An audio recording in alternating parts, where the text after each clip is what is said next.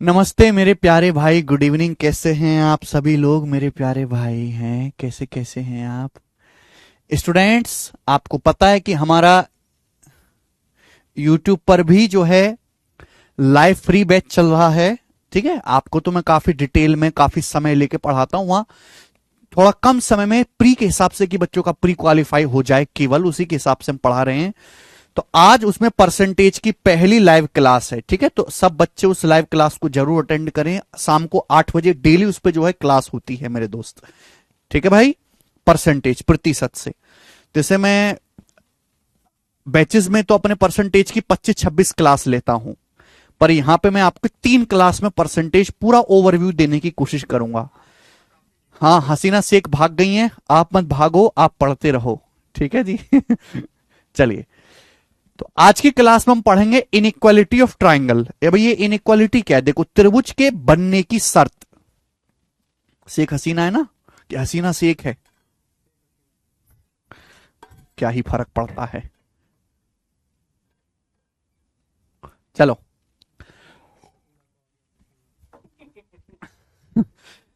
शुरू करते हैं मेरे प्यारे भी। आज की क्लास बड़ा इंटरेस्टिंग कॉन्सेप्ट आप सीखोगे, मजा आएगा आपको सीख के। इनइक्वालिटी ऑफ ट्राइंगल, त्रिभुज के बनने की शर्त। त्रिभुज कब बनेगा मेरे प्यारे भाई? ध्यान से सुनिएगा मेरे प्यारे दोस्तों, ध्यान से। बहुत दिमाग लगाना मेरे प्यारे भी, बहुत दिमाग लगाना, बहुत दिमाग लगाना। मजा आएगा आपको आज की क्लास में। बहुत बेसिक्स में आपको समझाऊंगा, लेकिन आपको थोड़ा सा जो है भाई दिमाग लगा के सोचना है मेरे प्यारे भाई। ठीक है ना? चलिए, इनइक्वालिटी ऑफ ट्राइंगल, ट्राइंगल के बनने की शर्त। चलो, जैसे मेरे प्यारे भाई, मेरे प्यारे स्टूडेंट्स, मैंने एक लाइन खींची मेरे भाई, मैंने एक लाइन खींची मेरे दोस्तों, इस तरीके से ए बी। मैंने एक लाइन खींची मेरे प्यारे भाई इस तरीके से ए बी। ये एक लाइन खींची मैंने ए बी, ए बी, ये लाइन खींची मेरे प्यारे दोस्त। आप बोलोगे हाँ सर, और ये जो लाइन ए बी है इसकी लंबाई है 15 सेंटीमीटर। मैंने एक लाइन खींची ए बी, इसकी लंबाई 15 सेंटीमीटर है, 15। मैंने एक लाइन खींची मेरे प्यारे भाई ए बी, इसकी लंबाई 15 सेंटीमीटर है, 15 सेंटीमीटर। अब एक बात सोचना मेरे प्यारे, मुझे एक ट्राइंगल बनाना है, हमें एक त्रिभुज बनाना है जिसकी एक भुजा 15 हो। मैं आपको प्यार से, जब तक मैं पूरी बात ना समझा दूं तब तक कुछ मत करना। बहुत फर्क है अंशुल चौधरी जी, बहुत ज्यादा है। क्या हुआ प्रदीप बिदनोई? जब तक मैं पूरी बात ना समझा दूं तब तक कोई कुछ ना करे। ठीक है, कुछ ना कहे। ध्यान से सुनना मेरे प्यारे भाई स्टूडेंट्स, हमने आपके सामने एक लाइन खींची ए बी जिसकी लंबाई है 15 सेंटीमीटर। अब एक काम करता हूं बच्चों, मैंने यहां पे ए पे प्रकार की नोक रखी। मैंने पॉइंट ए पर, आप कंपास लेते हो ना बचपन में प्रकार, तो पॉइंट ए पर मैंने प्रकार की नोक रखी। मैंने प्रकार लिया बेटा, उसकी नोक रखी मैंने पॉइंट ए पर, और मैंने 5 सेंटीमीटर त्रिज्या का ये आर्क खींचा। ये मैंने 5 सेंटीमीटर त्रिज्या का ये चाप खींच दिया, 5 सेंटीमीटर त्रिज्या का। 5 सेंटीमीटर त्रिज्या का बच्चे मैंने चाप खींचा। कितने का? 5 सेंटीमीटर त्रिज्या का आर्क खींचा। होता है ना, आप प्रकार की नोक रखो, अगर प्रकार में 5 सेंटीमीटर दूरी खींचो तो ऐसे एक सर्कल बन जाता है, एक वृत्त बन जाता है। तो मैंने अपनी मर्जी से प्रकार की नोक यहां पर रखी ए पर, और मैंने 5 सेंटीमीटर त्रिज्या का चाप खींचा। बच्चों फिर मैंने पॉइंट बी पर प्रकार की नोक रखी, बी पर मैंने प्रकार की नोक रखी, और ऐसे मैंने अपनी मर्जी से 7 सेंटीमीटर त्रिज्या का एक चाप खींचा। 7 सेंटीमीटर त्रिज्या का मैंने आर्क खींचा। आर्क क्या है? सर्कल का ही एक हिस्सा है, सर्कल का ही, परिधि का ही एक टुकड़ा है मेरे प्यारे भाई। तो क्या आपको यहां पे कोई त्रिभुज बनता हुआ दिखाई दे रहा है? क्या कोई त्रिभुज बन पाया? प्यारे बच्चों, यहां से क्या आपको कोई त्रिभुज बनता हुआ दिखाई दे रहा है? आप बोलोगे नहीं सर, कोई त्रिभुज बन ही नहीं रहा। क्यों नहीं बन रहा? मुझे तो यहां कोई त्रिभुज बनता हुआ नहीं दिखाई दे रहा। क्यों नहीं बन रहा? कि यहां पर ये जो 5 और 7 है मेरे प्यारे भी, 5 + 7, इनका जो योग है मेरे दोस्तों तीसरी लेंथ से छोटा है, 15 से छोटा है, इसलिए कोई त्रिभुज नहीं बन रहा। यहां 5 + 7 12 जो है 15 से छोटा है। ये केस 1 है। दूसरा दिखाता हूं मेरे दोस्तों, जब तक मैं पूरी बात ना समझा दूं तब तक परेशान ना हो, ना मुझे परेशान करें। फिर से मेरे प्यारे भाई देखना ध्यान से। मैंने आपके सामने एक लाइन ली है मेरे दोस्तों ए बी, ये मैंने आपके सामने एक लाइन ली है ए बी, ए बी, और ये ए और बी के बीच की दूरी 15 सेंटीमीटर है। मैंने बच्चे आपके सामने एक लाइन ली है ए बी और ए बी के बीच की दूरी 15 सेंटीमीटर है, 15 सेंटीमीटर। ठीक है, अब एक काम करते हैं, मैंने पॉइंट ए पर प्रकार की नोक रखी, पॉइंट ए पर, और मैंने अपनी मर्जी से ऐसे 6 सेंटीमीटर त्रिज्या का आर्क खींचा। मैंने 6 सेंटीमीटर त्रिज्या का, 6 सेंटीमीटर रेडियस का एक सर्कल खींचा। अगर मैं पॉइंट ए पे प्रकार की नोक रख के ऐसे खींचूंगा तो 6 सेंटीमीटर त्रिज्या का मैंने सर्कल खींचा, ऐसे खींच जाएगा। फिर मैंने पॉइंट बी पर प्रकार की नोक रखी, बी पर प्रकार की नोक रखी, कंपास रखा, बी पे कंपास रखा और मैंने ऐसे 9 सेंटीमीटर त्रिज्या का, 9 सेंटीमीटर त्रिज्या का एक आर्क खींचा। तो कैसे खींचेगा, ये खींचेगा कि 6 + 9 क्या हो रहा है, 15। ऐसे 9 सेंटीमीटर त्रिज्या का मेरे दोस्तों मैंने आर्क खींचा। ये दोनों जाहिर सी बात है यहां पे काटेंगे, क्योंकि 6 + 9 क्या होता है, 6 + 9 = 15। तो क्या आपको यहां पे कोई ट्रायंगल बनता हुआ दिखाई दे रहा है बेटा? क्या आपको यहां पर कोई ट्रायंगल बनता हुआ दिखाई दे रहा है? आप कहोगे सर नहीं, कोई ट्रायंगल बनता हुआ नहीं दिखाई दे रहा। ना यहां से कोई ट्रायंगल बना, ना यहां से कोई त्रिभुज बना। आगे चलते हैं बेटा, फिर से मैं आपके सामने एक और लाइन खींचता हूं मेरे प्यारे, मैं आपके सामने एक और लाइन खींचता हूं। मुर्दे की तरह सुनते रहे जब तक मैं पूरी बात ना कह दूं। मैंने फिर से आपके सामने एक लाइन खींची A B, A B, A B, इसके बीच की दूरी, मैंने फिर से एक लाइन खींची मेरे दोस्तों ए बी, इनके बीच की दूरी है 15 सेंटीमीटर, 15 सेंटीमीटर मेरे प्यारे, 15 सेंटीमीटर। ठीक है, 15 सेंटीमीटर, क्लियर है? अब ध्यान से सुनना मेरे प्यारे, ध्यान से। मैंने पॉइंट ए पर प्रकार की नोक रखी, मैंने पॉइंट ए पर प्रकार की नोक रखी, पॉइंट ए पर, और मैंने 10 सेंटीमीटर त्रिज्या का आर्क खींचा। मैंने 10 सेंटीमीटर त्रिज्या का, 10 सेंटीमीटर का मैंने एक चाप खींचा, 10 सेंटीमीटर। मैंने पॉइंट ए पर प्रकार की नोक रखी और मैंने 10 सेंटीमीटर त्रिज्या का ये आर्क खींचा, 10 सेंटीमीटर त्रिज्या का। कितने का? 10 सेंटीमीटर। एक बात समझिएगा मेरे प्यारे भाई, एक बात आप समझिएगा कि जैसे हम कोई सर्कल खींचते हैं, सर्कल का सेंटर है, तो सेंटर से परिधि तक की दूरी को क्या बोलते हैं? रेडियस। ये भी रेडियस होगा, ये हर जगह दूरी बराबर होगी मेरे दोस्तों, ये सब रेडियस होगा। तो मेरे प्यारे भाई मैं डाटा बोल रहा हूं, ध्यान सुनेगा। हमने पॉइंट ए पे प्रकार की नोक रखी और मैंने 10 सेंटीमीटर त्रिज्या का एक आर्क खींचा, 10 सेंटीमीटर त्रिज्या का आर्क खींचा, यानी कि यहां से यहां तक की जो दूरी है ये 10 सेंटीमीटर है, 10 सेंटीमीटर। ठीक है, आप बोलोगे हाँ जी सर, आपने 10 सेंटीमीटर त्रिज्या का एक आर्क खींचा, 10 सेंटीमीटर।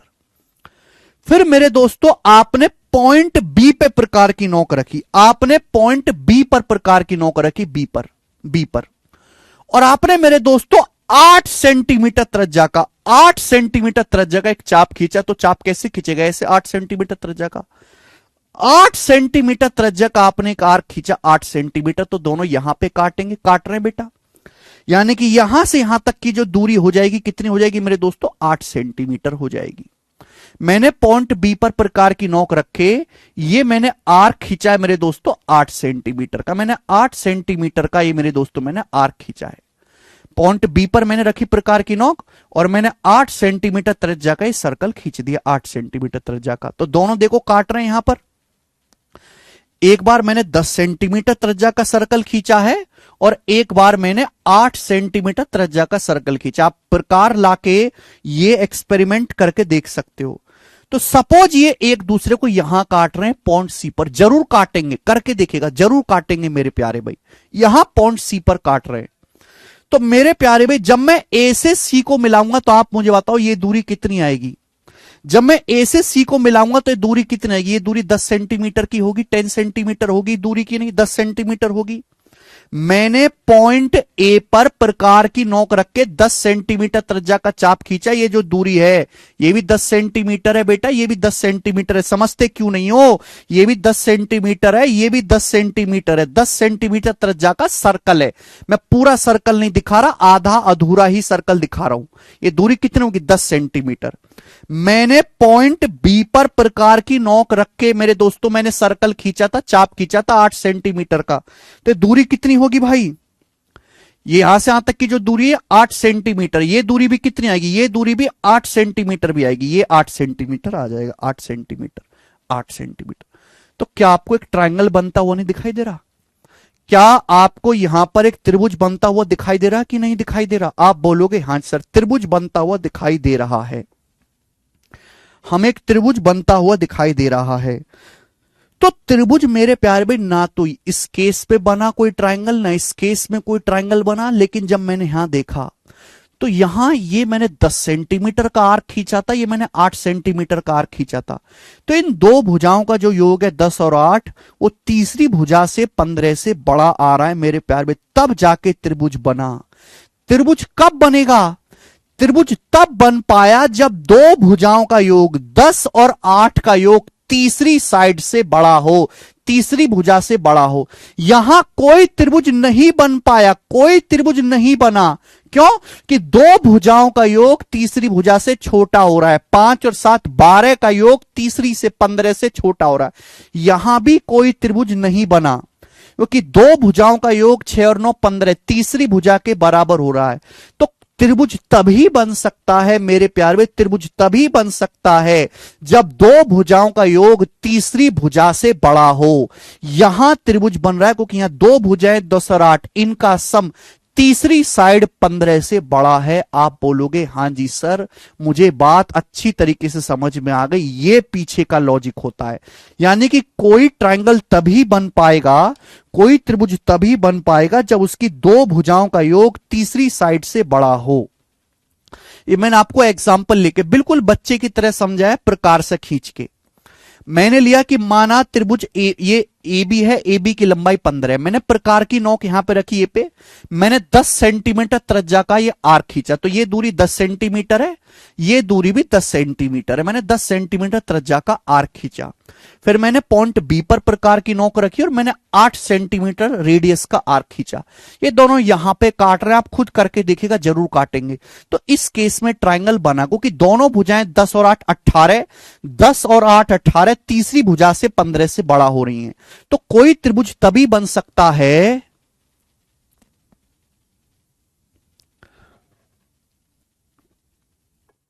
अंशुल चौधरी, पहले ये चेक करो कि वो सवाल कितने करवाते हैं और मैं कितने सवाल कराता हूं। वो केवल कॉन्सेप्ट बता के खत्म कर देते हैं और जितना एग्जाम में आता है, जितने पढ़ने की जरूरत है, वो उसका 30% भी नहीं पढ़ाते, 30% भी। ठीक है जी, समझ में आया अंशुल चौधरी? जाके पहले रिसर्च किया करो, बकर बकर मत करा करो।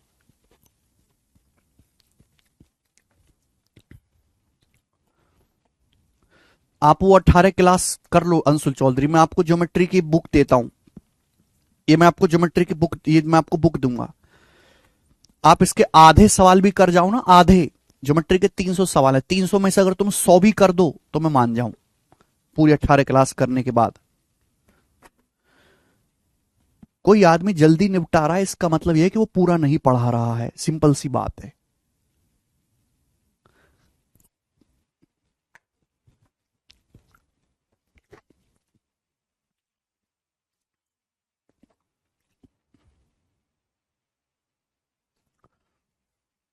ठीक है,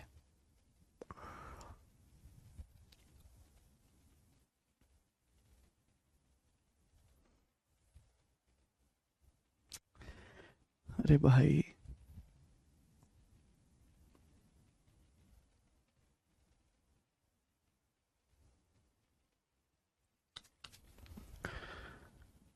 चलिए आगे चले।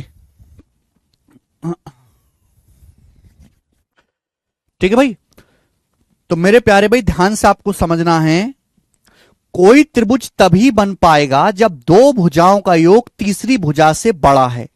अगर दो भुजाओं का योग तीसरी भुजा से बड़ा नहीं है तो त्रिभुज कभी बन ही नहीं सकता।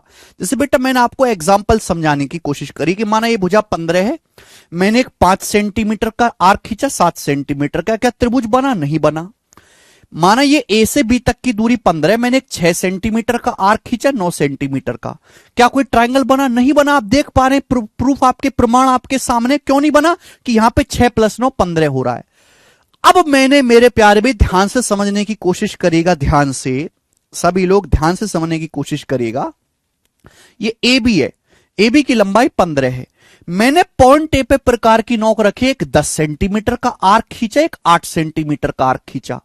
ये दोनों इस पॉइंट पर काटेंगे यहां पर, तो ये दूरी 10 सेंटीमीटर आएगी, 8 सेंटीमीटर आएगी, ये 15। तो ये ट्रायंगल बन गया। ट्रायंगल तब बन पाया जब दो भुजाओं 10 और 8 का योग तीसरी से बड़ा है। आप कोई भी दो भुजा लीजिए, आप कोई भी दो भुजा लीजिए, हमेशा तीसरी से बड़ा आएगा। ये 10 है 15, 10 और 15 का सम मेरे प्यारे भाई, तीसरी भुजा क्या है? 8, 8 से बड़ा है, 8 से बड़ा। आप ये ले लीजिए, ये 8 है 15, 8 और 15 का योग मेरे दोस्तों हमेशा तीसरी भुजा कितनी है? 10, 10 से बड़ा है।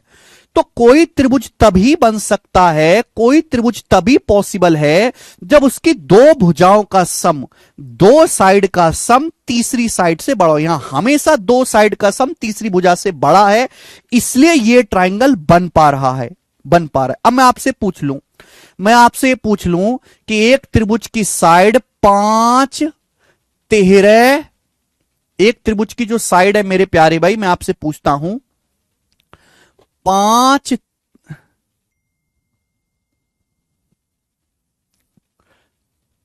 एक त्रिभुज की साइड 5, 13 और 7 है। एक त्रिभुज की भुजाएं 5, 13 और 7 है। क्या ये त्रिभुज संभव है? या 5, 13, 5, 13 ले लेते हैं। एक त्रिभुज की भुजाएं 5,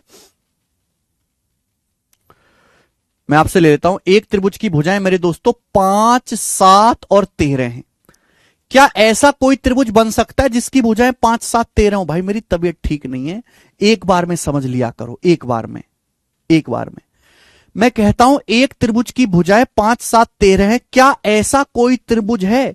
जब आप देखोगे कि यहां पर एक भुजा 5 है, एक भुजा 7 है, दो भुजाओं का योग, दो भुजाओं का सम तीसरी भुजा से छोटा हो रहा है, तो ऐसा कोई त्रिभुज बनेगा ही नहीं, है ही नहीं दुनिया में।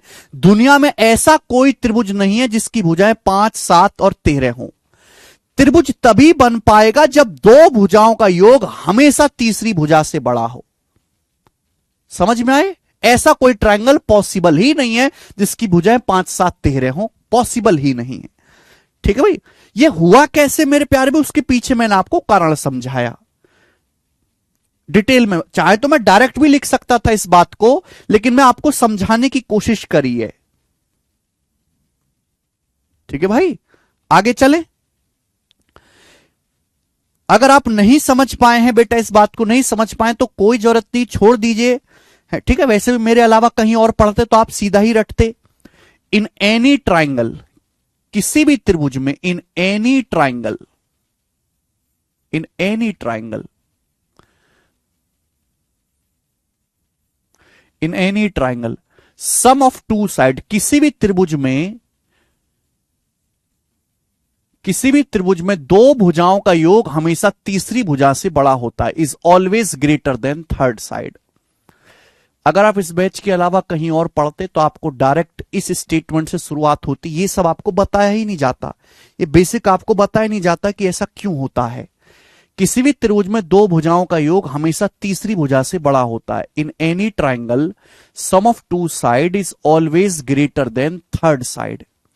किसी भी त्रिभुज में दो भुजाओं का योग हमेशा तीसरी भुजा से बड़ा होता है। किसी त्रिभुज में दो भुजाओं का योग, अगर कोई त्रिभुज बन रहा है तो तभी बनेगा जब दो भुजाओं का योग हमेशा तीसरी भुजा से बड़ा हो।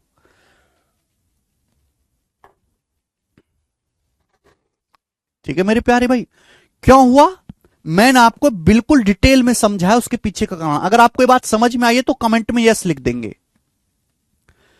अगर आपको बात समझ में आई है तो कमेंट में यस लिख देंगे।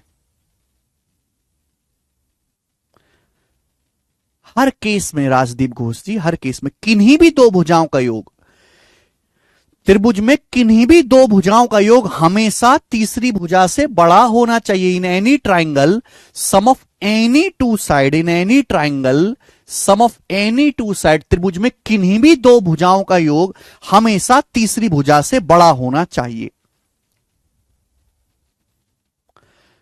समझ में आया?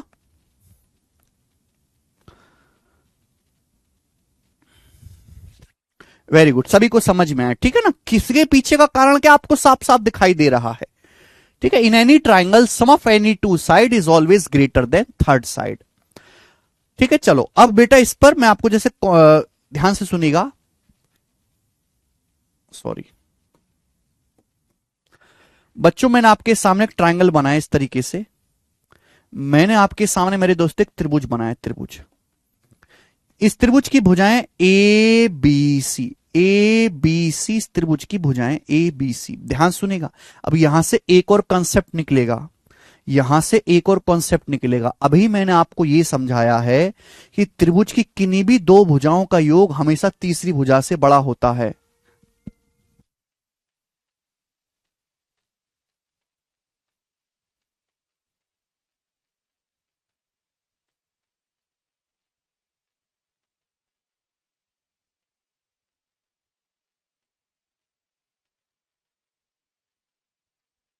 ठीक है भाई, किसी भी ट्राइंगल में किन्हीं भी दो साइड का सम हमेशा तीसरी साइड से बड़ा होता है। जैसे ये दो साइड है ए और बी, तो ए और बी का सम मेरे प्यारे भाई हमेशा तीसरी जो भुजा है सी उससे बड़ा होना चाहिए, ठीक है भाई।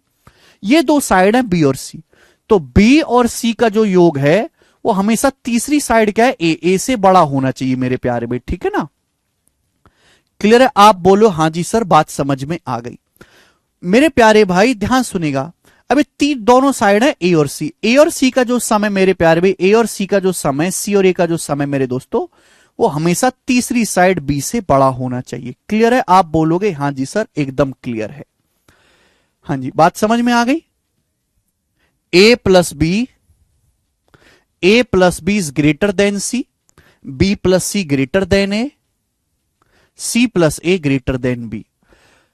ये मैंने आपको सिद्ध करके समझाया, रटवाया नहीं है मेरे प्यारे भी, क्योंकि मैं रटवाने में विश्वास नहीं करता। मैं हमेशा चीज को बहुत डिटेल में और बेसिक से बताने की कोशिश करता हूं। चाहे तो मैं इस बात को सीधा लिख सकता था, पर किसी को पता ही नहीं चलती ऐसा क्यों होता है। तो ट्राइंगल में किसी भी त्रिभुज में दो साइड का सम हमेशा तीसरी भुजा से बड़ा होता है। अब यहां से एक बात सुनेगा बेटा, यहां से ध्यान सुनेगा, ध्यान से मेरे प्यारे भाई। अगर मैं यहां से सी की वैल्यू निकालूं तो सी की वैल्यू क्या आएगी, जल्दी से बताओ। सी की वैल्यू क्या आएगी, जल्दी से बताओ। सी की वैल्यू क्या आएगी, फटाफट। अगर मैं यहां से सी की वैल्यू निकालूं तो सी की वैल्यू क्या आएगी, जल्दी से बताना। सी की वैल्यू क्या आएगी? तो आप कहोगे सर सी का जो मान है, सॉरी सी की नहीं, सॉरी, अगर मैं यहां से बी की वैल्यू निकालूं, बी की वैल्यू बताओ यहां से क्या आएगी, बी की, तो ए उधर चला जाएगा। तो B is greater than C minus A, B is greater than मेरे दोस्तों सी माइनस ए, ये हो जाएगा। बी का मान अगर निकालूं तो ए उधर चला गया, सी माइनस ए हो जाएगा। आप बोलोगे हाँ जी सर। बेटा अगर मैं यहां से बी का मान निकालूं तो बी का मान यहां से कितना आएगा, बताना। बी का मान यहां से कितना आएगा, तो सी उधर चला जाएगा, ए माइनस सी, सी उधर चला जाएगा, ए माइनस सी, ए माइनस सी। यानी कि आपने एक चीज गौर करी मेरे प्यार में, बहुत इंपॉर्टेंट और बहुत ज्यादा कंसेप्चुअल बात है ये, बहुत इंपॉर्टेंट और बहुत ज्यादा कंसेप्चुअल बात है मेरे प्यारे भाई। एक चीज आपने गौर करी कि ट्राइंगल की साइड बी की जो वैल्यू है, जो भुजा बी का मान है, त्रिभुज की भुजा बी का जो मान है, वो बाकी जो दो भुजाएं सी और ए हमेशा उनके डिफरेंस से बड़ा आ रहा है। बी का जो मान है मेरे प्यारे भाई, जो त्रिभुज की भुजा बी का जो मान है, जो अदर टू साइड बची सी और ए, हमेशा उनके डिफरेंस से बड़ा होगा मेरे प्यारे भाई। यानी कि मैं कह सकता हूं कि जैसे एक त्रिभुज की भुजाएं 13 और 8 हैं, तो बी का जो मान होगा मेरे प्यारे, बी का जो मान होगा वो 13 माइनस 8 से भी बड़ा होगा मेरे प्यारे भाई, और बी का मान 8 माइनस 13 से भी बड़ा होगा। मैं ये कह सकता हूं, अगर मैं कह सकता हूं कि त्रिभुज की तीन भुजाएं 13, 8 और बी हैं, तो बी का मान 13 माइनस 8 से भी बड़ा होगा, बी का मान 8 माइनस 13 से भी बड़ा होगा। आपको निगेटिव वैल्यू तो लेनी नहीं है, 8 माइनस 13 माइनस 5 होता है, आपको केवल पॉजिटिव वैल्यू लेनी है, यानी कि बी का जो भी मान होगा मेरे दोस्तों 5 से बड़ा होगा। तो हम ये कह सकते हैं कि ट्राइंगल की किसी भी साइड की वैल्यू, त्रिभुज की किसी भी साइड की वैल्यू अदर टू साइड के डिफरेंस से हमेशा बड़ी होती है। त्रिभुज की किसी भी साइड की वैल्यू अन्य दो भुजाओं के अंतर से हमेशा बड़ी होती है और अदर टू साइड के सम से हमेशा छोटी होती है मेरे प्यारे भाई। बी का जो मान है मेरे प्यारे भाई, वो बाकी जो दो भुजा बची सी और ए, उनके डिफरेंस से बड़ा होगा। डिफरेंस आपको लेना है पॉजिटिव वैल्यू, इसलिए मैंने मोड लगा दिया भाई। 13 में से 8 घटाएंगे तो +5 आता है, 13 में से 8 में से 13 घटाएंगे -5 आता है। माइनस वाला नहीं लेना आपको, प्लस वाला लेना है, इसलिए मैंने मोड लगा दिया भाई। सी माइनस ए में एक वैल्यू पॉजिटिव होगी और एक निगेटिव होगी, आपको क्या लेना है पॉजिटिव वाली, तो मैंने मोड लगा दिया। मोड लगाने का मतलब है कि अगर मैं -5 का भी मोड लगाऊंगा तो बेटे +5 ही होता, आपको कल पॉजिटिव वैल्यू ही लेनी है। तो बी का ट्राइंगल की किसी भी साइड की वैल्यू अदर टू साइड सी और ए के डिफरेंस से हमेशा बड़ी होगी और अदर टू साइड सी और ए उनके योग से हमेशा छोटी होगी। बी का जो मान है सी प्लस ए से हमेशा छोटा होगा। This is the conceptual logic, ये आपको सभी को समझ में आना चाहिए मेरे प्यारे भाई। क्या आपको समझ में है? तो सबसे पहले मेरे दोस्तों ये कंसेप्ट, आप कॉन्सेप्ट से कॉन्सेप्ट निकलता है, कॉन्सेप्ट से कॉन्सेप्ट निकलता है। एक कॉन्सेप्ट से दूसरा कॉन्सेप्ट निकलेगा, दूसरे से तीसरा निकलेगा, तीसरे से चौथा, चौथे से पांचवा। देखना समझ में आया मेरे प्यारे भाई? आप बोलोगे हां जी सर बिल्कुल सही, अच्छी तरीके से समझ में आया। मैंने आपको सिद्ध करके दिखाया कि किसी भी ट्रायंगल में दो साइड का सम हमेशा तीसरी साइड से बड़ा होता है। मैंने आपको समझाया कि किसी भी ट्रायंगल में दो साइड का सम हमेशा तीसरी साइड से बड़ा होता है। a प्लस बी सी से बड़ा होगा, b प्लस सी ए से बड़ा होगा, c प्लस ए बी से बड़ा होगा। यहां से मैं b का मान निकालूं b greater then c minus, यहां से b का मान निकालूं c उधर जाएगा, b greater than a minus c, यानी कि b का मान c माइनस ए से भी बड़ा होगा और b का मान a माइनस सी से भी बड़ा होगा। मुझे केवल पॉजिटिव वैल्यू लेनी है, ठीक है। जैसे मैंने मान लिया दो भुजाएं 13 8 है, तीसरी b है, तो b का मान 13 माइनस 8 5 से भी बड़ा होगा, b का मान 8 माइनस 13 माइनस 5 से भी बड़ा होगा। आप बताओ -5 से तो बड़ा ही होता है 5, तो हमें केवल पॉजिटिव वैल्यू लेनी है, बड़ी में से छोटी संख्या घटाना है। इसलिए b की जो वैल्यू है वो अदर दो साइड बची c और a, अदर टू साइड के डिफरेंस से बड़ी होगी। डिफरेंस मतलब पॉजिटिव डिफरेंस, बड़ी में से छोटी संख्या घटानी है। अदर टू साइड के डिफरेंस से बड़ी होगी और अदर टू साइड के सम से छोटी होगी मेरे प्यारे भी। ऐसे ही अगर मेरे प्यारे दोस्तों मैं भुजा सी के लिए कहूं, सी का जो मान आएगा वो अदर टू साइड के डिफरेंस से बड़ा होगा, ए माइनस बी से बड़ा होगा और अन्य दो भुजाओं ए प्लस बी के सम से छोटा होगा। छोटा बात आई समझ में? आप बोलोगे हाँ सर।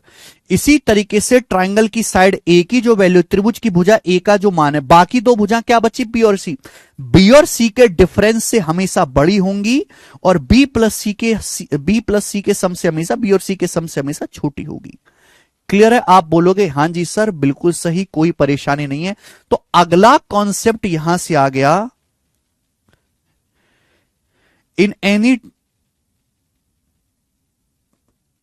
एनी ट्राइंगल, किसी भी त्रिभुज में, in any triangle value of each side, in any triangle value of each side, किसी भी त्रिभुज में प्रत्येक भुजा का मान is always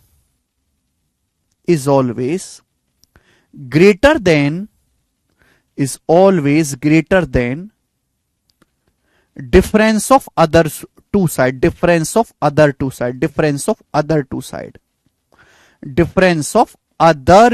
sides।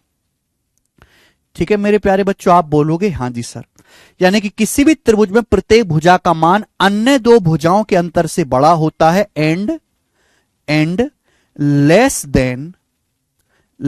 Then sum of other two side, और अन्य दो भुजाओं के योग से छोटा होता है। Less than sum of other two side, अन्य दो भुजाओं के सम से छोटा होता है। हिंदी वाले भाई भी लिख लेंगे, मैं हिंदी में भी बोल देता हूं, लिख लेंगे। किसी भी त्रिभुज में प्रत्येक भुजा का मान अन्य दो भुजाओं के अंतर से हमेशा बड़ा होता है और अन्य दो भुजाओं के योग से हमेशा छोटा होता है। फिर से बोलता हूं, किसी भी त्रिभुज में प्रत्येक भुजा का मान अन्य दो भुजाओं के अंतर से हमेशा बड़ा होता है और अन्य दो भुजाओं के योग से हमेशा छोटा होता है। In any triangle value of each side is always greater than difference of other two side and less than sum of other two side. मेरे प्यारे भाई, सारा कॉन्सेप्ट यहां पे लिखा हुआ है। तो सबसे पहले मैंने आपको सिखाया त्रिभुज में हमेशा दो साइड का योग तीसरी भुजा से बड़ा होता है। फिर इस कॉन्सेप्ट से एक और कॉन्सेप्ट आया कि प्रत्येक साइड का मान अदर टू साइड के डिफरेंस से बड़ा होगा और अदर टू साइड के सम से छोटा होगा। मेरे प्यारे भाई, समझ में आ गया? क्लियर है?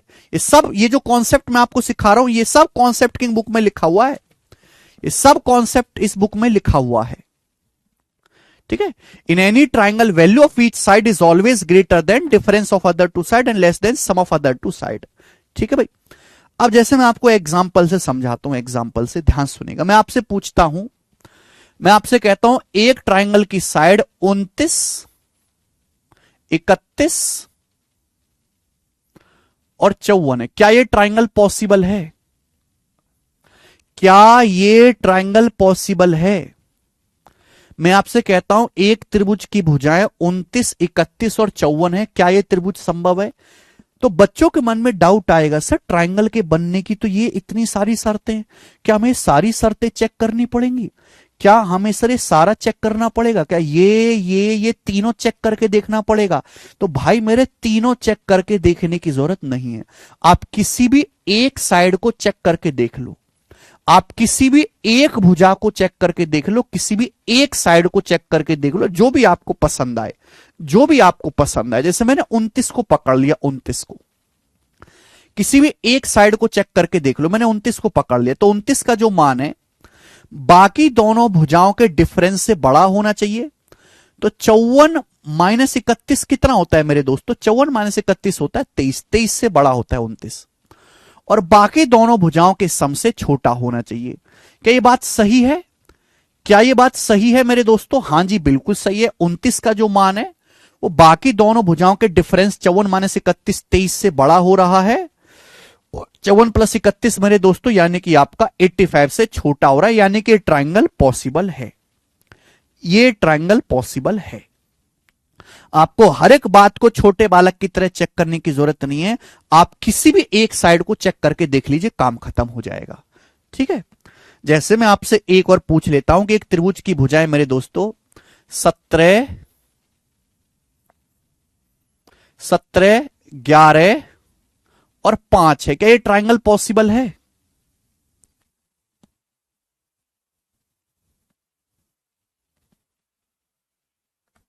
सत्रह 11 4 कर लेते हैं, या 5, ये कर लिया। मैं आपसे कहता हूं एक त्रिभुज की साइड 17, 11 और 5 है। क्या ये ट्राइंगल पॉसिबल है? तो आप अपनी मर्जी से कोई भी साइड ले लो, जो भी आपको पसंद है, जो आपको पसंद है वो ले लीजिए, कोई फर्क नहीं पड़ता। किसी भी एक भुजा को पकड़ लो। जैसे मैंने 11 पकड़ लिया, 11 तो 11 का जो मान है मेरे प्यारे भाई, त्रिभुज की जो भुजा है अदर टू साइड के डिफरेंस से बड़ी होनी चाहिए। अदर टू साइड के डिफरेंस से बड़ी होनी चाहिए। 17 और 5 का डिफरेंस कितना है? 17 5 का डिफरेंस है 12। तो 17 5 का डिफरेंस 12 है मेरे प्यारे भाई यहां तो। लेकिन 11 की जो वैल्यू है अदर टू साइड के डिफरेंस से छोटी हो रही है, तो ट्राइंगल पॉसिबल ही नहीं है, नॉट पॉसिबल। बस खेल खत्म। आप किसी भी एक साइड को चेक करके देख लीजिए, आपको पता लग जाएगा। किसी भी एक साइड को चेक करके ये ट्राइंगल पॉसिबल नहीं है। सभी को समझ में आ गया? आप बोलोगे जी बिल्कुल सही, आपने अच्छी बात कही है। अगर आपको यहां तक इस पेज पे लिखे हुए सारे कॉन्सेप्ट समझ में आए तो यस लिख दीजिए कमेंट में।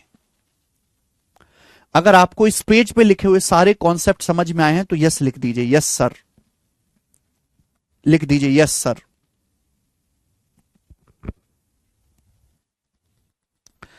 किसी भी ट्राइंगल में दो साइड का सम हमेशा तीसरी भुजा से बड़ा होता है। यहां से एक कॉन्सेप्ट निकाल दिया कि ट्राइंगल की ईच साइड की वैल्यू हमेशा अदर टू साइड के डिफरेंस से बड़ी होगी और अदर टू साइड के सम से छोटी होगी। हर बात को मैं एग्जांपल से समझाऊंगा।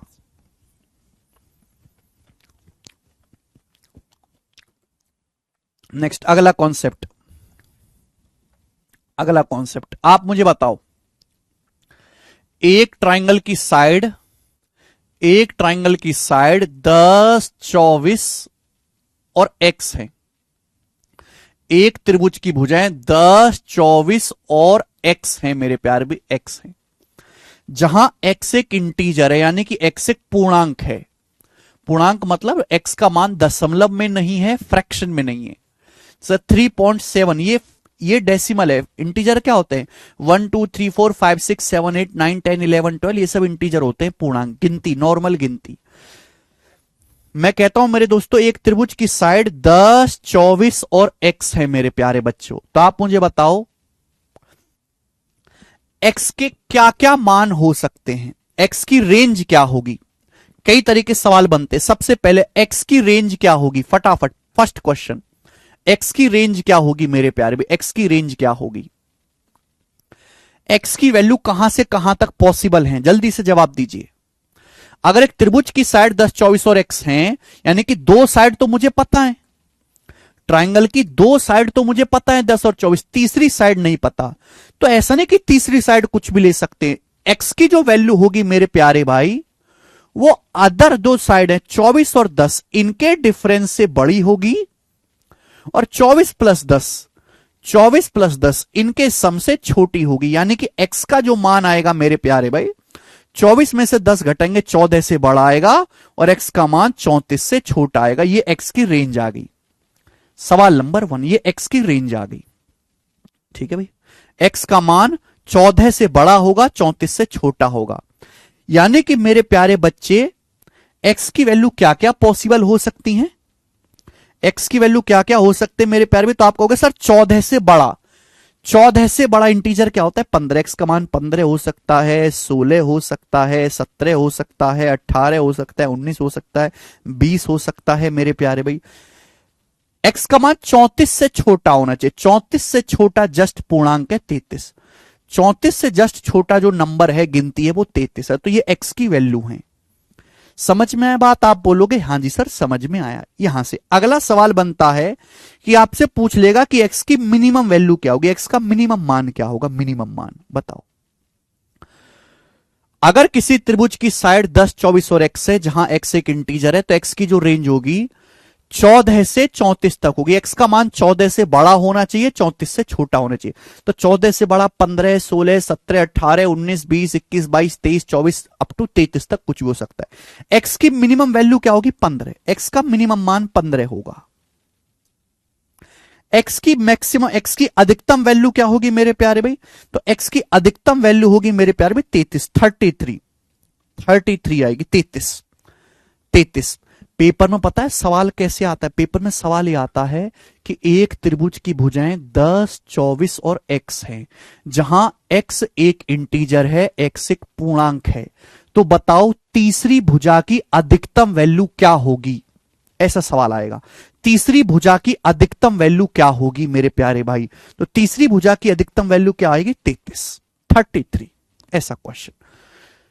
सवाल नंबर 2 यहां से बनेगा मेरे प्यारे भाई, x के कितने मान पॉसिबल हैं? सवाल नंबर 2, x की कितनी वैल्यू पॉसिबल है? x की कितनी वैल्यू पॉसिबल है? x की कितनी वैल्यू पॉसिबल है?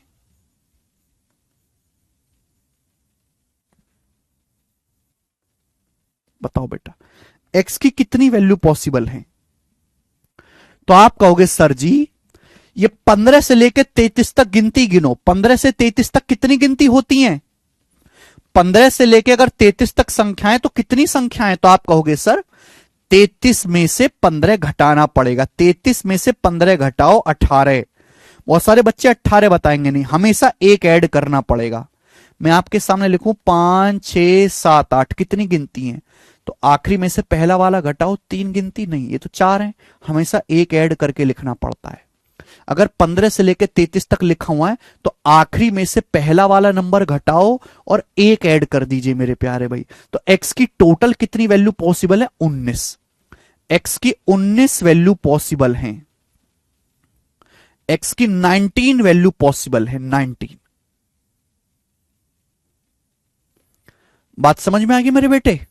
x की 19, 18 नहीं आएगा बेटा, 19 वैल्यू पॉसिबल है। अगर आपके सामने 15 से लेके 33 तक लिखा हुआ है तो कितनी संख्याएं होती हैं? हमेशा लगातार गिनती अगर आपको गिननी हो कि ये लगातार कितनी गिनती लिखी हुई है तो सबसे आखिर में से पहला वाला घटाओ और हमेशा एक ऐड करो, हमेशा एक एक्स्ट्रा आता है। तो 19 गिनती लिखी हुई है। कितनी है? एक्स की 19 वैल्यू पॉसिबल है।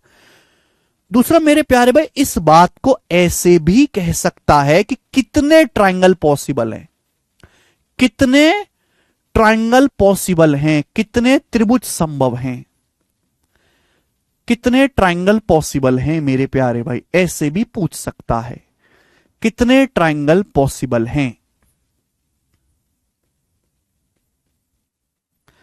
भाई आप मुझे बताओ, जितने एक्स के मान आएंगे उतने ही अलग अलग ट्रायंगल बनते जाएंगे, जितने एक्स के वैल्यू पॉसिबल होंगे उतने ही अलग अलग ट्रायंगल बनते चले जाएंगे। आप बताओ, ट्रायंगल की दो साइड तो फिक्स है 10 और 15, तीसरी साइड की वैल्यू मेरे दोस्तों, त्रिभुज की दो साइड तो फिक्स है 10 और 24, 10 और 24 दो साइड तो फिक्स है मेरे प्यारे भी 10 और 24। आप केवल तीसरी भुजा को बदल सकते हो। तीसरी भुजा का मान 15 हो सकता है, 16 हो सकता है, 17 हो सकता है मेरे प्यारे भी 33 हो सकता है। तो जितनी तीसरी साइड की वैल्यू आएंगी उतने ही ट्रायंगल बनेंगे, जितनी थर्ड साइड की वैल्यू आएंगे उतने ही ट्रायंगल बनेंगे। अगर तीसरी साइड की 19 वैल्यू पॉसिबल है तो यानी कि यहां पर ट्रायंगल भी अलग अलग 19 ही बनेंगे। समझ में आया मेरे प्यारे में? 19 ट्रायंगल इज पॉसिबल। एक ट्रायंगल बन जाएगा 10 24 15, दूसरा बन जाएगा 10 24 16, एक ट्रायंगल बन जाएगा 10 24 17, एक बन जाएगा 10 24 18। ठीक है बेटा?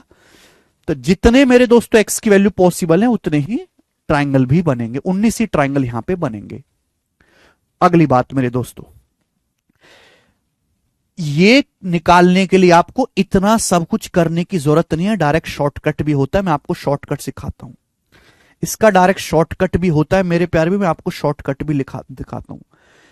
कभी भी आपसे पेपर में सवाल आए कि एक ट्रायंगल की साइड 10 24 और एक्स से बताओ एक्स के कितने मान पॉसिबल है या कितने ट्रायंगल पॉसिबल है, कितने ट्रायंगल पॉसिबल है, तो डायरेक्ट शॉर्टकट है 2 into smallest side -1, 2 into smallest side -1, direct shortcut है 2 into smallest side -1, 2 into smallest side -1, 2 into smallest side -1, 2 into smallest side -1, 2 into smallest side -1, 2 into smallest side -1। सवाल देखिए, एक triangle की side 10 24 और x है। अब x तो मुझे पता ही नहीं है, एक्स तो मुझे पता ही नहीं है मेरे प्यार भी। मुझे दो भुजाएं जो दी गई हैं, जो मुझे साइड दी गई हैं 10 और 24, उनमें छोटी कौन सी है? 10। छोटी कौन सी है? 10। जो मुझे साइड पता है 10 और 24, 10 और 24 में छोटी कौन सी है? 10। 10 और 24 जो भुजा मुझे दी गई है 10 और 24, तीसरी तो पता ही नहीं है, तो जो भुजा दी गई है उनमें छोटी वाली कौन सी है? 10। तो कितने ट्रायंगल पॉसिबल होंगे? डायरेक्ट आ गया, 2 इंटू स्मॉलेस्ट साइड है 10, 10 -1, 10 दूनी 20 -1 19, 19 ट्रायंगल पॉसिबल। ये शॉर्टकट है, यानी कि पेपर में अगर कभी भी ये पूछा जाएगा ना मेरे प्यारे भाई कि बताओ एक्स की कितनी वैल्यू पॉसिबल है, कितने ट्रायंगल पॉसिबल है, तो आपको एक्स का मान निकालने की जरूरत नहीं है। एक्स का मान निकालने की कोई जरूरत नहीं है मेरे प्यारे भाई। आप डायरेक्ट ट्रिक से कर सकते हैं 2 into smallest side -1, direct concept है। ठीक है बेटे? समझ में आया?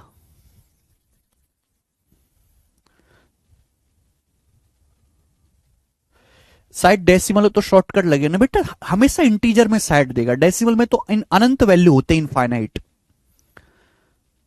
डेसिमल में तो इनफाइनाइट वैल्यू पॉसिबल है। हमेशा जो भी सवाल आएगा वो इंटीजर में ही आएगा। ठीक है? तो अगर आपसे सवाल में ये पूछा है एक्स की कितनी वैल्यू पॉसिबल है, कितने ट्रायंगल पॉसिबल है, तो डायरेक्ट शॉर्टकट निकालो। केवल एक्स का मान पूछा जाए तो एक्स का मान निकालेंगे। ठीक है? ये कॉन्सेप्ट मैंने आपको समझा दिया, मैंने आपको एग्जाम्पल समझा दिया। मैं एकमात्र ऐसा टीचर हूं भारत में जो पहले बेसिक बताता है, फिर बेसिक से कॉन्सेप्ट निकालता है, फिर कॉन्सेप्ट से कॉन्सेप्ट निकालता है, फिर उस पर एग्जाम्पल देता है, तब सवाल करवाता है, तब सवाल। लेकिन इस चीज में ना टाइम लगता है। अगर मैं भी दूसरे मास्टर की तरह आता, हाँ भाई चलो आज क्लास शुरू करते हैं, तो मैं क्या लिखता? ये सब कुछ नहीं पढ़ाता आपको, ये स्लाइड में पढ़ाता ही नहीं। मैं सीधा ये लिखता, मैं सीधा ये लिखता, ये लिख देता, और ये भी मैं आपको नहीं समझाता, ये लिख देता, ये मैं सीधा ये वाली लाइन लिख देता, ये वाली लाइन। ठीक है, ये सब मैं कोई एग्जाम्पल पे एग्जाम्पल नहीं लेता, बस मैं शॉर्टकट बता देता, खत्म। ठीक है भाई। तो देखो, अगर आपको सब कुछ पढ़ना है, डिटेल में पढ़ना है, तो समय लगेगा, समय। ठीक है, अगर आप ऊपर ऊपर से पढ़ना चाहते हैं तो फिर आपको कई बार पढ़ना पड़ेगा। वो बच्चे क्यों कहते सर मैंने 5 टीचर से बैच खत्म कर लिया, मेरा सिलेक्शन नहीं हो रहा है। गधे, तूने 5 टीचर से खत्म कर लिया, लेकिन तूने आज तक खत्म नहीं किया।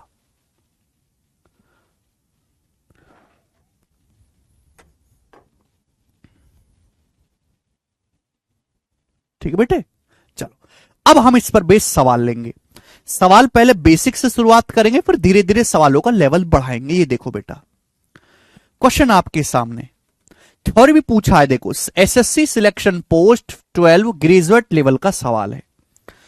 ठीक है, क्वेश्चन क्या है? Select the correct statement about the property of triangle. इन चारों विकल्पों में से करेक्ट स्टेटमेंट, सही विकल्प का चुनाव करो। क्या है? The sum of two side may be equal to third side. दो भुजाओं का योग तीसरी भुजा के बराबर हो सकता है। गलत है, बिल्कुल गलत। The sum of two side is always equal to third side. बिल्कुल गलत है। दो भुजाओं का योग तीसरी भुजा के हमेशा बराबर नहीं होता। The sum of two side is always greater than the third side. ये वाला सही है। दो भुजाओं का योग हमेशा तीसरी भुजा से बड़ा होता है। तीसरा स्टेटमेंट सही है, सी ऑप्शन। बेसिक कॉन्सेप्ट पता है तो देखो, सवाल हो गया। लेटेस्ट सवाल है भाई, ठीक है ना? समझ में आया?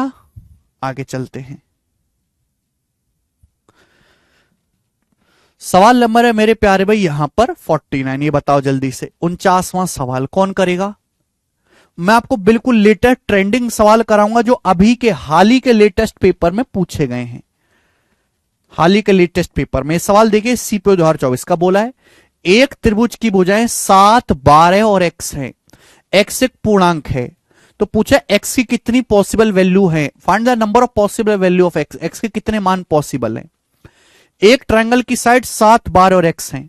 पूछ, x एक इंटीजर है, x के कितने मान पॉसिबल है, x के संभावित मानों की संख्या। तो बेटा x तो मुझे पता ही नहीं है। 7 और 12 दोनों साइड दी गई है।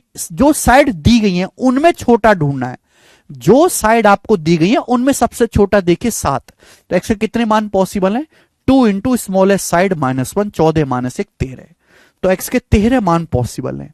तो मुझे x का मान नहीं निकालना पड़ा। ठीक है बेटा, समझ में? डायरेक्ट x की कितनी वैल्यू पॉसिबल है? 13। सवाल खत्म। लेटेस्ट सवाल सीपीओ का। आगे आ जाते हैं। अगला बेटे ये बताओ, सवाल नंबर 50 बनाएं।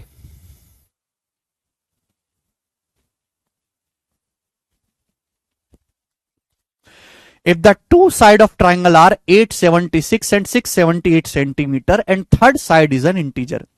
बोला एक ट्रायंगल की दो भुजाएं 876 और 678 सेंटीमीटर है, और तीसरी साइड एक इंटीजर, एक पूर्णांक है। तो आपसे पूछा है, क्या पूछा है? Find the number of different triangle possible. कितने अलग अलग त्रिभुज संभव है, कितने अलग अलग त्रिभुज बन सकते हैं। तो ट्रायंगल की दो साइड दी है, 876 और 678। तीसरी भुजा इंटीजर है, कितने अलग अलग त्रिभुज बन सकते हैं। तो 876 में और 678 में छोटी भुजा कौन सी? 678 स्मॉलेस्ट है। तो कितने ट्रायंगल बनेंगे मेरे प्यारे भाई? 2 इंटू स्मॉलेस्ट साइड 678 -1 ही आएगा। तो दो किस में गुणा करेंगे? 1200 और 156। 1356 में से एक घटाएंगे, 1355। 1355 बी ऑप्शन। तो 1355 अलग अलग ट्रायंगल पॉसिबल हैं। कर लोगे बेटा? कर लोगे? मजा आ रहा है ना? मेरे साथ पढ़ने में कॉन्फिडेंस तो हर बच्चे को आता होगा, क्योंकि इतना विश्वास खुद ही लगता होगा पढ़ते कि अब कुछ बचा नहीं, सब कुछ करवा दिया सर ने, कुछ छोड़ा नहीं। इतना कॉन्फिडेंस हर बच्चे को आता है। ये देखेंगे सवाल नंबर 51 बनाओ बेटा। सवाल है सीजीएल 2023 प्री का बनाए। सीजीएल 2023 प्री का कौन करेगा बेटा?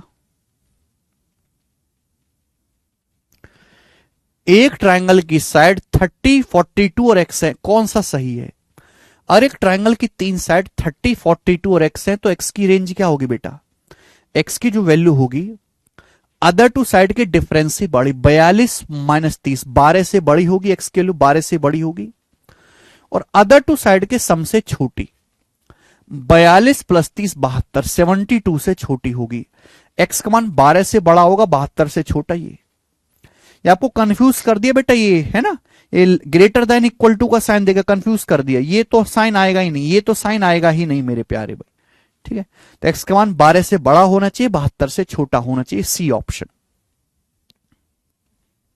आगे देखो, प्री में आसान सवाल आते बेटा, अभी आप मेंस के सवालों की तरफ जाएंगे तो थोड़ा सा लेवल अलग होगा भाई। ये बनाओ,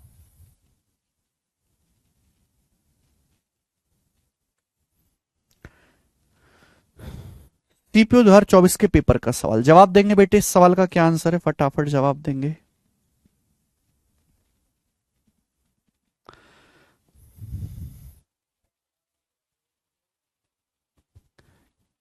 हैं?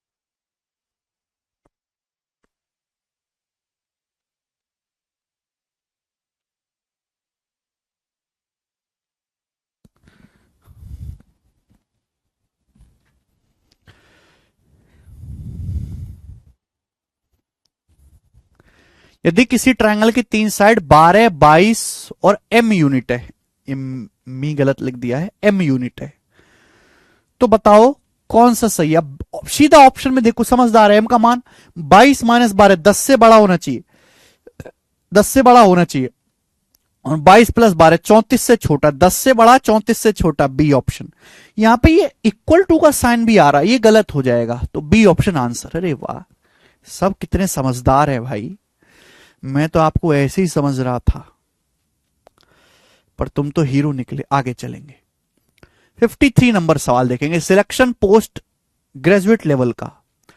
ट्रायंगल एबीसी में ए बी 9 है, ए सी 13 है, तो बीसी की लंबाई क्या हो सकती है? सवाल में आपसे बेटे ये बड़ी अच्छी बात है, आपसे बीसी की लंबाई नहीं पूछा, पूछा है बीसी की लंबाई क्या हो सकती है। अगर एक ट्रायंगल में ए बी 9 है, ए सी 13 है, तो बीसी की लंबाई क्या हो सकती है? अगर हमें दो साइड दी है, ट्रायंगल की दो साइड दी है, तो तीसरी साइड की जो वैल्यू है वो अदर टू साइड के डिफरेंस से बड़ी होनी चाहिए। 13 में से 9 घटाएंगे मेरे दोस्तों, 4, 4 से बड़ी होगी, और अदर टू साइड के सम से छोटी। 13 में 9 जोड़ेंगे 22, तो बीसी का मान 4 से बड़ा होना चाहिए, 22 से छोटा। बीसी का मान 22 से छोटा होना चाहिए, तो 22 संभव नहीं है।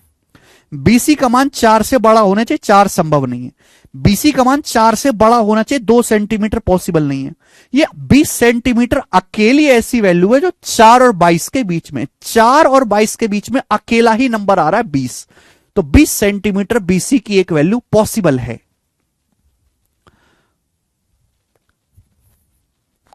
ठीक है भाई, कर लेंगे। 22 पॉसिबल नहीं, बीसी का मान 22 से छोटा होना चाहिए, 22 तो हो ही नहीं सकता, 22 से छोटा होना चाहिए। क्या कह रहा है बच्चा? सर सेम क्वेश्चन जुलाई 3 मेरा सिक्सल एग्जाम में आ गया, थर्ड शिफ्ट। अच्छा करा आपने बेटा?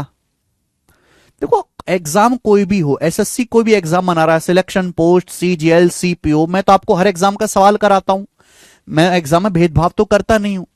तो हर एग्जाम में एक ही जैसे नेचर के सवाल आते, कॉन्सेप्ट क्लियर होना चाहिए। आप एग्जाम कौन सा दे रहे हैं उससे कोई फर्क नहीं पड़ता। ये देखेंगे, सवाल नंबर 54 बनाओ बेटा, बस यहां डेसिमल में है, करो। सीपीयू के पेपर का सवाल।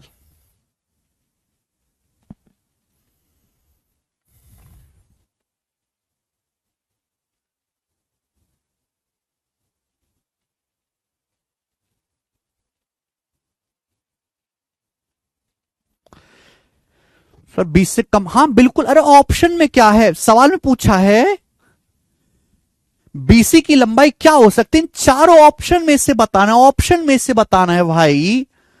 होने को तो बीसी का मान 5, 6, 7, 8, 9, 10, 11, 12, 13, 14, 15, 16, 17, 18, 19, 20, 21 सब हो सकता है, लेकिन ऑप्शन से हिसाब से क्या पॉसिबल है, 20 पॉसिबल है।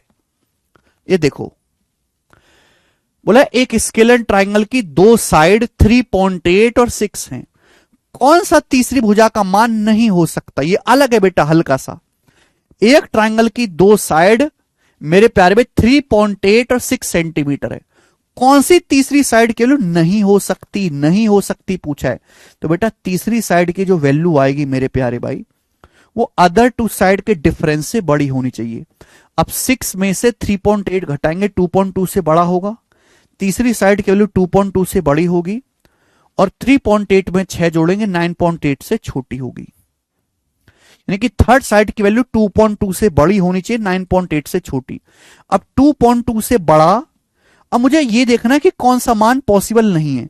2.2 से बड़ा और 9.8 से छोटा 3 पॉसिबल है, 2.2 से बड़ा है 2.7, 9.8 से छोटा पॉसिबल है, 2.2 से बड़ा होता है 2.4, 9.8 से छोटा पॉसिबल है, 2.2 से बड़ा 2.2 नहीं होता, ये गलत है। डी ऑप्शन पॉसिबल नहीं है, तो डी ऑप्शन यहां पे ट्रायंगल की थर्ड साइड की वैल्यू पॉसिबल नहीं है।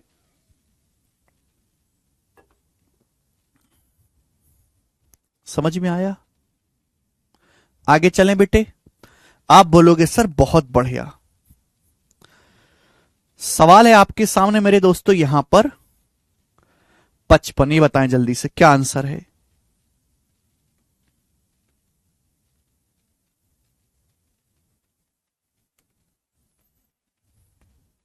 अच्छा सवाल है।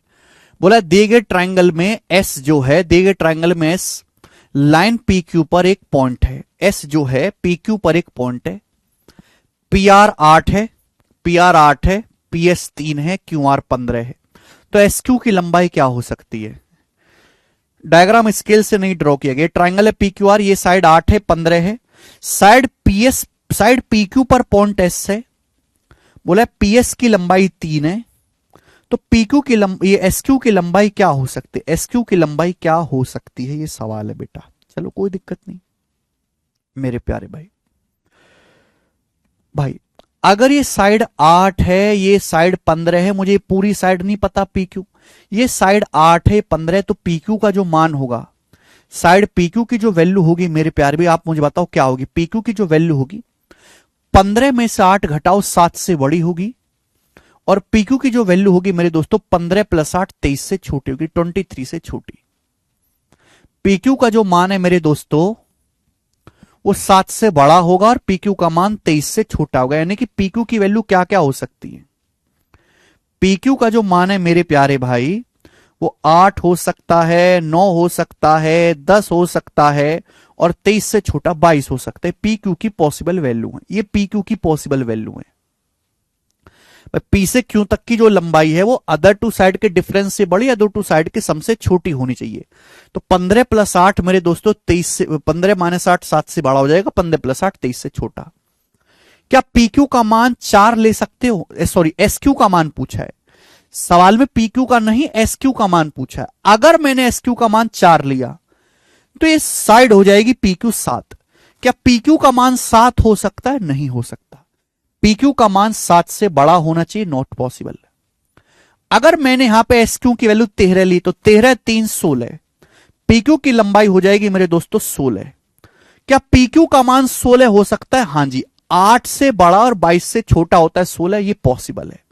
तो मैं एस क्यू की वैल्यू 13 ले सकता हूं, मैं एस क्यू की वैल्यू 13 ले सकता हूं। अब 13 + 3 16, पी क्यू का मान 16 पॉसिबल है। गधो, पी क्यू का मान नहीं पूछा, एस क्यू का मान पूछा है। एक बालक 20 बता रहा है, 20 कैसे संभव है, एस क्यू की लंबाई पूछे बेटा, एस क्यू की। अगर मैं एस क्यू की लंबाई 20 लूंगा 20, तो 20 और 3 23 हो जाएगा। PQ की लंबाई 23 हो जाएगी। क्या PQ की लंबाई 23 है? नहीं हो सकता। PQ की लंबाई 23 हो ही नहीं सकती, गलत है। ठीक है, 24 भी नहीं हो सकता। तो एक ही मान पॉसिबल है SQ का, 13 है। खत्म।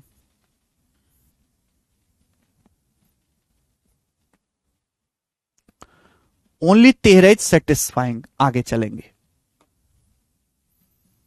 सवाल नंबर है मेरे दोस्तों आपके सामने यहां पर 56 बाद में करेंगे, सबसे बाद में 57 करो पहले। ये देखिए CDS का सवाल आ गया आपके सामने, 2024 का बना है। अच्छा सवाल है।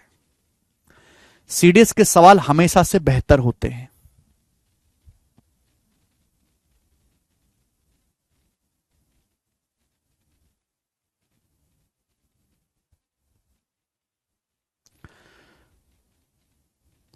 फिर से रिपीट करके देखिएगा। अब आप कहोगे सर आप तो ट्रायंगल पढ़ा रहे हो, ये क्वालिटल का सवाल कैसे आ गया है? तो देखो एक क्वालिटल है जिसमें AB 6 है, BC 18 है, CD 6 है, DA 10 है। ऐसे ABCD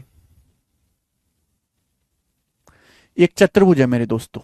ABCD एक चतुर्भुज है जिसमें AB 6 है, BC 18 है, CD 6 है, DA 10 है। ये चार साइड दिए हैं, 6 18 6 10। बोला डायगोनल BD की लंबाई x है। डायगोनल BD की लंबाई x है, तो ये वाला डायगोनल है, हो गया BD, ये विकर्ण BD है। BD की लंबाई x है। तो पूछा कौन सा सही है, कौन सा सही है? निम्न में से कौन सा सही है? चारों ऑप्शन में से बताना है कि ऑप्शन के हिसाब से कौन सा सही है बेटा। देखो बेटा, तो आपके सामने क्वालिटल दिया है, ABCD साइड 6 है, BC 18 है, CD 6 है, AD 10 है। डायगोनल BD की लंबाई x है, x का मान क्या होगा? देखो बेटा, जब भी कोई ऐसा सवाल आए, जैसी मैंने डायगोनल BD खींचा तो डायगोनल BD खींचने से दो ट्रायंगल बन गए, एक ऊपर वाला ट्रायंगल और एक नीचे वाला ट्रायंगल, दो ट्रायंगल बन गए। Triangle ABD, triangle BCD। इन दोनों ही ट्रायंगल में मेरे प्यारे भाई ये प्रॉपर्टी लगनी चाहिए कि किसी भी साइड की वैल्यू x का जो मान है मेरे प्यारे भाई, x का जो मान है, अगर मैं ऊपर वाले ट्रायंगल में देखूं, x का जो मान है अदर टू साइड के डिफरेंस से बड़ा। 6 और 10 का डिफरेंस 4 से बड़ा होगा और x का मान 6 + 10 16 से छोटा होगा, ऊपर वाले ट्रायंगल के हिसाब से। ऊपर वाले ट्रायंगल के हिसाब से नीचे वाले ट्रायंगल के हिसाब से क्या? नीचे वाले ट्रायंगल के हिसाब से। पर नीचे वाला ट्रायंगल तभी बनेगा, नीचे वाला ट्रायंगल तभी बनेगा जब x का मान अदर टू साइड 18 - 6, 18 - 6 12 से बड़ा हो और x का मान अदर टू साइड 18 6 24, 24 से छोटा हो। तो ये दोनों ही कंडीशन सेट होनी चाहिए, ये दोनों ही कंडीशन सेटिस्फाई होनी चाहिए। मुझे x की ऐसी रेंज लेनी है, मुझे x की ऐसी वैल्यू लेनी है मेरे प्यारे भाई, जो दोनों ऊपर वाले ट्रायंगल और नीचे वाले ट्रायंगल दोनों को संतुष्ट करती हो। ऐसी वैल्यू मुझे x की लेनी पड़ेगी, ऊपर नीचे दोनों वाले दोनों ट्रायंगल को संतुष्ट करती हो। आप मुझे बताओ, x का मान 4 से बड़ा होना चाहिए, x का मान 12 से बड़ा होना चाहिए। भाई 4 से बड़ा तो 5 भी होता है, लेकिन 5 12 से बड़ा थोड़ा ना होता है। x का मान 4 से बड़ा होना चाहिए, 12 से बड़ा। तो 4 से बड़े 5 6 7 8 9 10 11, ये भी इग्नोर करना पड़ेगा।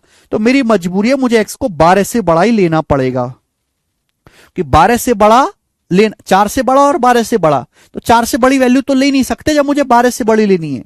दूसरी बात ये देखो भाई, x का मुझे ऐसी वैल्यू लेनी है जो इन दोनों में आती हो, x की दोनों में आती हो। x का मान 16 से छोटा होना चाहिए और 24 से छोटा, है ना। 16 से छोटा जैसे 16 होता है, 15 होता है, 14 होता है। अब 24 से छोटा x का मान 24 है, 23 है, 22 है, ये ले ही नहीं सकता। x के मान मुझे वो लेने जो 16 से छोटे हों, 24 से छोटे वाले तो मैं ले नहीं सकता। तो x की वैल्यू 12 और 16 के बीच में ही मैं ले सकता हूं। x की जो वैल्यू है वो 12 और 16 के बीच में मैं ले सकता हूं, बी ऑप्शन। अच्छा सवाल बन गया बेटा। तो दोनों से सेट होने वाला ये लेना पड़ेगा, x का मान 12 से बड़ा और 16 से छोटा। मजा आया ना सवाल करके? Easy and nice question.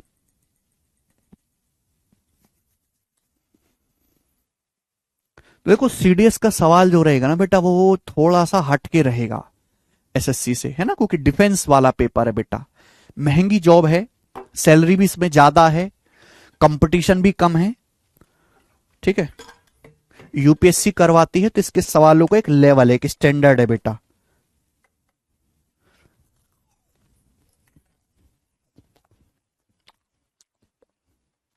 आते हैं हर्ष त्रिपाठी।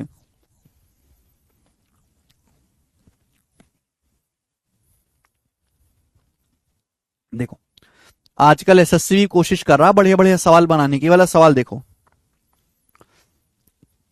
सवाल नंबर 58 सीपीओ प्री के पेपर का बनाया जरा सवाल एसएससी सीपीओ का।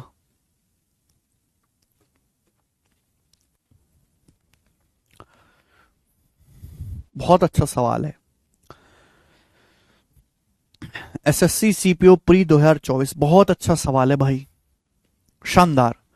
2 सेंटीमीटर, 5 सेंटीमीटर, 7 सेंटीमीटर, 8 सेंटीमीटर, ये 4 लंबाई हैं। लंबाई वाले रेखाखंडों में से किन्हीं 3 रेखाखंडों को लेने पर बनने वाले त्रिभुजों की संख्या कितनी होगी। सवाल में बोला है कि हमारे पास 4 लेंथ है, 2 centimetre, 5 centimetre, 7 centimetre, 8 centimetre, 4 length है। इन 4 लेंथ में से अगर मैं 3-3 लाइन सेगमेंट को लेके ट्रायंगल बनाऊं, 3-3 को लेके, तो कितने ट्रायंगल बनेंगे। 2, 5, 7, 8 है, 3-3 को लेके ट्रायंगल बनाओ, कितने ट्रायंगल बनेंगे भाई। एक तो 2, 5, 7 बन सकता है, एक ट्रायंगल। एक तो मैंने 2 बना लिया, 5 बना लिया, 7 को ले लिया। एक 2, 5, 8 ले लेते हैं, 2, 5, 8, 2, 5, 8। एक 2 को लेके क्या बन सकता है, 2, 2 के साथ अब 7 ले लेते हैं, 2, 7, 8। और क्या बनेगा, और बनेगा 5, 7, 8। भाई इसके अलावा तो ट्रायंगल ही नहीं बन सकते, यही 4 ट्रायंगल बन सकते हैं मैक्सिमम।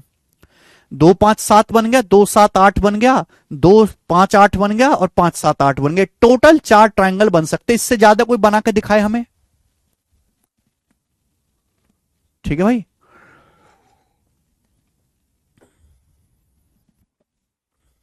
बताओ भाई।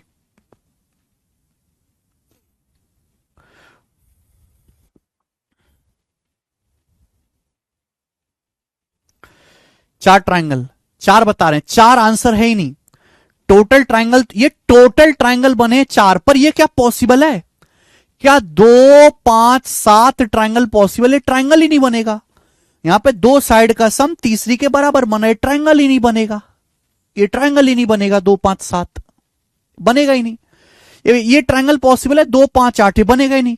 या 2 साइड का सम तीसरी से छोटा बन रहा है, बनेगा ही नहीं मेरे दोस्तों, बनेगा ही नहीं। यानी कि मेरे प्यारे भी ये एक ट्रायंगल बन जाएगा, 2 साइड का सम तीसरी से बड़ा, ये ट्रायंगल बनेगा। तो टोटल 2 ही ट्रायंगल बन पाएंगे, ए ऑप्शन। हमने कोशिश करी 4 बनाने की, लेकिन 4 में से 2 बने ही नहीं। हमने 3-3 साइड के सेट लेके, 3-3 सेगमेंट के सेट लेके 4 ट्रायंगल बनाने की कोशिश करी, पर 4 में से 2 पॉसिबल ही नहीं है। तो पॉसिबल कितने हैं, 2 ही ट्रायंगल बन पाएंगे कि ये वाला, ये दोनों तो ट्रायंगल ही पॉसिबल नहीं है। बताओ।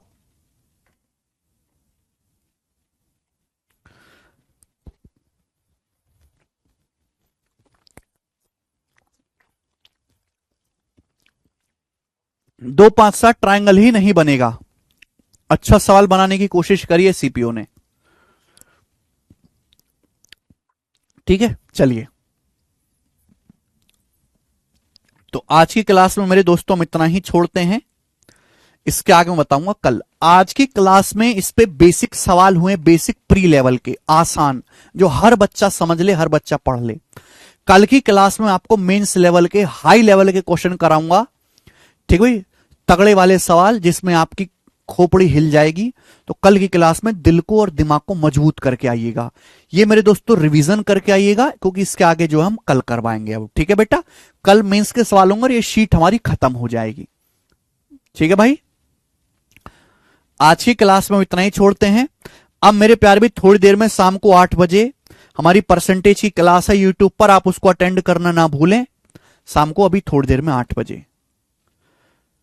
सर आप जो पढ़ा रहे हो उससे सीडीएस, अरे भाई ये देखो, ये देखिए, इधर आओ जरा। ये हमारा चैनल है मैथ्स कॉन्सेप्ट किंग।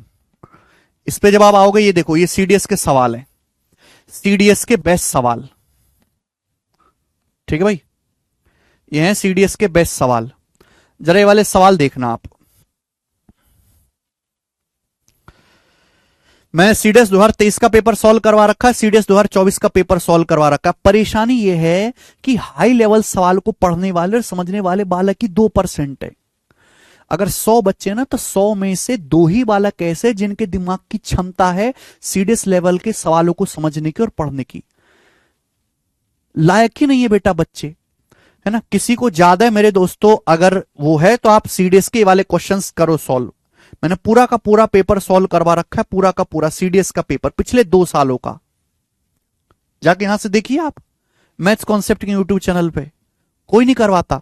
मैं सीडीएस का पेपर सॉल्व करवाता हूं, मैं यूपीएससी का पेपर सॉल्व करवाता हूं, मैं मेंस का पेपर सॉल्व करवाता हूं, मैं DSSB का पेपर सॉल्व करवाता हूं, मैं इंटेलिजेंस ब्यूरो का पेपर सॉल्व करवाता हूं। इंटेलिजेंस ब्यूरो का जो पेपर हुआ आज तक का टफेस्ट पेपर है इस साल का, मैंने पूरा सॉल्व करवाया हुआ इंटेलिजेंस ब्यूरो का। लेकिन मेरी मजबूरी है भाई, इंटेलिजेंस ब्यूरो के अगर मैं सवाल कराने लगूं बैच में सारे के सारे, कुछ तो करवाता हूं जो जरूरी, सारे के सारे 100 में से 98 वाला पढ़ना ही छोड़ दें, पढ़े ही ना वो। लोग कहते हैं कि स्कूलों में ये कोचिंग की क्या जरूरत है, स्कूलों में आईआईटी जैसी पढ़ाई क्यों नहीं कराते, स्कूल से पढ़ के आईआईटी क्यों नहीं अगर स्कूलों में आईआईटी लेवल का पढ़ाने लगे तो स्कूल खाली हो जाए, स्कूल खाली हो जाए बेटा। स्कूल में कोई आए ना, स्कूल में मक्खी मारने के लिए लोग रहे बस। बात आई ना समझ में। असली जो भीड़ है बेटा वो कचरा है, कचरा, जिनको कुछ नहीं आता, जिनको 5 जमा 7 जोड़ने में मुश्किल है, अब वो कैसे कर पाएगा सीडीएस का। तो मैं ये जो अलग एग्जाम होते हैं ना, इंटेलिजेंस ब्यूरो का, सीडीएस का, ठीक है भाई, और डीडीए का, आईसीएआर का, इन सभी एग्जाम के वही यूनिक सवाल कराता हूं जिनके दोबारे से पेपर में आने के चांस ज्यादा हैं, जो एसएससी में दोबारे आ सकता है। ठीक है, वरना तो बालक पढ़ाई छोड़ देंगे, बालक पढ़ाई छोड़ देंगे। ठीक है, ऐसे सवालों को देख के बालक तो दम ही तोड़ देगा।